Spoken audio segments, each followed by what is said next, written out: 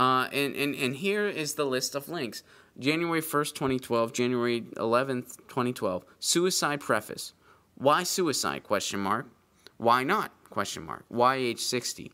Question mark. Self-serving? Question mark. So it's like he, through all these tabs, it's like he's going to justify his suicide here. And I'm not judging this guy at all. I'm really not. I'm just bringing this up. It's such an interesting case in the way we perceive media and the way we create media, how it has affected our attitude toward death and how it has affected the way we can go about death, and in this case, the way we can go about something like suicide.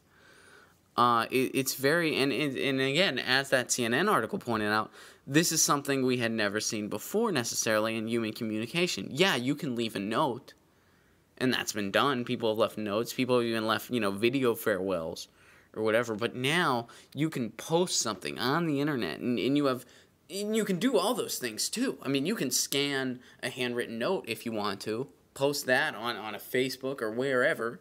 You can do a blog. You can do a full website like this guy did. You can do something on YouTube. You can do video.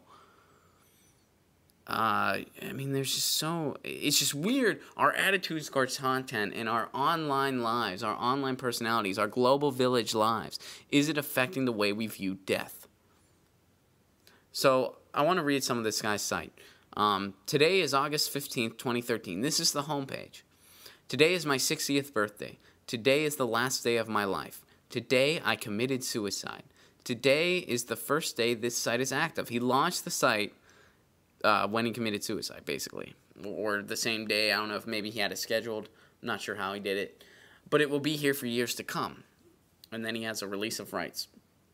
Before I get into the nuts and bolts of this site, I first must say to those whom I have a special bond with, please don't think that I didn't consider your feelings. I'm sorry, very sorry for the hurt and pain I have caused by my actions. Or I will have caused by my actions. In all probability, I won't be able to justify it to you. At least not today. But maybe someday you will come to understand better.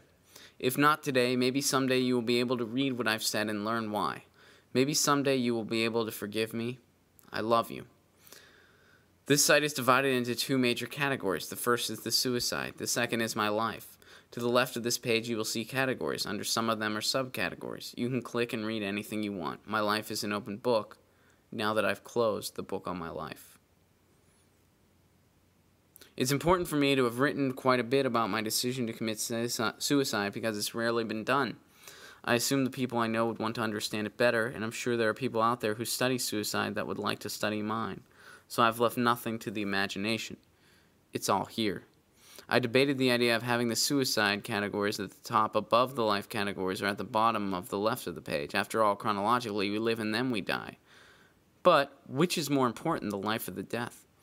I couldn't decide that one was more important than the other. Is that a result of the online lives that we lead? Is that why he couldn't decide which was more important? Can't help but wonder that. So he couldn't decide which was more important than the other at this moment in time, and so I put the suicide categories on top because it's the headline, the 11 o'clock news led. Besides, the suicide categories will reveal some things that nobody knows about me, while the life categories have stuff in them at least some people know. I mean, it's interesting. And then this guy's kind of just already like thinking about the headlines. All right, so let's go to one of these tabs. We don't have enough time to fully explore this site, but we're going to do it a little bit to end out the show here. Why suicide? Why suicide? I feel confident that if you would simply read the first 12 categories to the left of this website, you would fully understand and possibly appreciate the answer to this question. Nevertheless, it's the first question anyone is likely to ask, so here's an attempted initial answer. Keep in mind, all right, let's skip through a little bit here because we don't have much time. I always thought I might commit suicide someday. When I considered the options of living to be old and all the negatives associated with the alternative, I knew there was no way on earth I was going to allow myself to deal with such an intolerable situation. In order to guarantee that I avoided it, I also knew that I had to commit the act before I was incapacitated and unable to carry it out. The thought of being in a nursing home, physically or mentally disabled, was the scariest thing I'd ever thought about, at least on this earth. So in order to make sure that it never happened, I determined that I would have to end things when I am still semi-intelligent and physically able. That's what I mean by saying, because I can. It's also true that I wanted to leave on top. What does on top mean? Of course, it means different things to different people. I'm inclined to think of it in a sports context because I'm a sports fan, as evident by my other site. Very few athletes go on top or even close. Most play far beyond their peak and even far beyond their relevance. Oftentimes, it's a sad sight to see. I was beyond my peak, but a ways from being irrelevant. Nevertheless, irrelevancy was on the horizon for me as it is most people at my age. Me more than average. Wow. Alright, so then another, why not? Suicide, why? The fact I asked, why not? Let's face it, life is the most important issue to all of us. The absence of being alive is either everlasting life or it's forever nothing. Big stuff. We spend our whole lives contemplating what this means. For many of us, we spend our whole lives preparing for the end. But no matter how much we think about it, few of us stamp a use-by date on our lives. I did just that 14 months ago. I stamped use-by August 15th, 2013. To be that clinical is what separated me from the masses. There are no doubt many reasons for a person not to commit suicide. I felt the most obvious reason is why. That covers a lot of ground, but the main thing it covers is all the people who would never think about it because there is no prevailing terrible problem in their life that might get them to start thinking that way in the first place. Wow.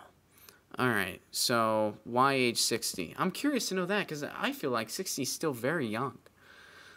Clearly, age 60 is somewhat of an arbitrary age to end my life. But it isn't just that age 60 is a nice round number. It's also August 15th, 2013, the very day I turned 60. That's symmetry, and I loved a lot of things, but not many more than good symmetry. Besides, beginning with the age of 60, a lot of people begin to die. It's too bad, I guess. I suppose we should all be so fortunate to live to be Methuselah's age of 969, but much like the buggy whip, the glory days of 900-plus-year-olds is a thing of the past.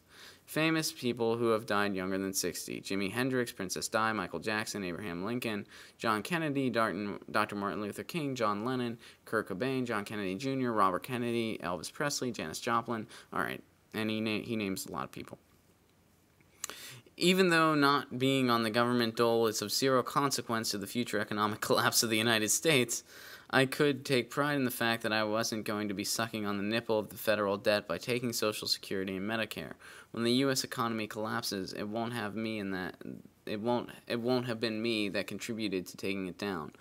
Besides, if you create a ledger with all the contributions that I would have made to friends, family, and society from age 60 on, you would also note all the contributions that friends, family, and society would have made to me from the age of 60 on, I felt that there was a real strong possibility that I would have ended in a net negative, and perhaps much sooner than I would have expected.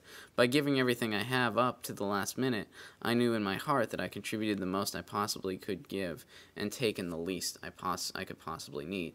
So there's political reasons behind this guy's suicide, that there's economic reasons, and then there's the reason of just going on top and leaving something behind. You know, we have this desire to leave something behind. I think that all people have that. And this guy, you know, I mean, when you have something like the internet where you know something can be left behind, and this guy knows this website will get visited a lot. He knows that this was going to be in the news. He knew CNN was going to lead the headline. That's why he put the suicide stuff first. He said that. He knows that this website will be studied by psychologists and psychoanalysts. He knows that this website will be used in case studies of other suicides. This global village, is it affecting our view on suicide, affecting our view on life? And is it making our view on mortality a bit more skewed and a bit more kind of like, well, I have this website now. I live on in my website.